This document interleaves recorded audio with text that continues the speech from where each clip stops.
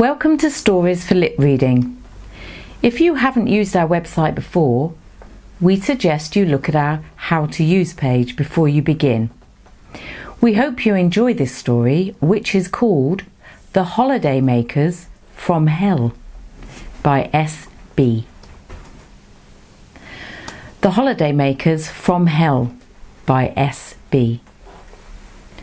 My hubby, Mike, and I were packing our suitcases in the living room when the doorbell rang. "Who's this?" I asked, rattled. We certainly weren't expecting anyone. Family and friends knew of our holiday plans. "Let's ignore it," Mike suggested. "We're busy. The last thing we want is to listen to a salesman droning on about something we don't want." I nodded as I threw a sun hat and a bottle of Factor 20 cream into the open suitcase. This was going to be a very different holiday. After last year's disastrous package holiday, we decided to plump for a self-catering cottage in the Yorkshire Dales, setting off tomorrow. The weather forecast was glorious. I pictured lots of long walks and picnics with no one around to bother us. Bliss. The doorbell rang again. I stopped in my tracks. It could be an emergency. What if a family member or friend was ill? This time I couldn't ignore it.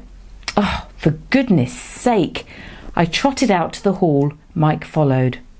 I flung the door open, only to discover the Rowlands standing there. Oh, I felt sick and cold. How the heck had they managed to... Mike paled and clutched my arm. "Hiya!" Joyce chirped. "Remember us?" Bruce asked. How could we forget? We'd met the Rowlands last year in Spain. They'd been the ultimate holidaymakers from hell. They'd stalked us from the entire fortnight, and Mike and I never had a moment to ourselves. Joyce and Bruce Rowland were always chatting away beside us when we sunbathed on the beach. They tagged along, uninvited, on walks and accompanied us on our day trips. They joined us in the swimming pool and jacuzzi too. We couldn't even enjoy our evening meal in peace. "Can we come in?" Without waiting for an answer, they shoved past and headed towards our living room. We hung back, trapped in a state of disbelief. Mike turned to me.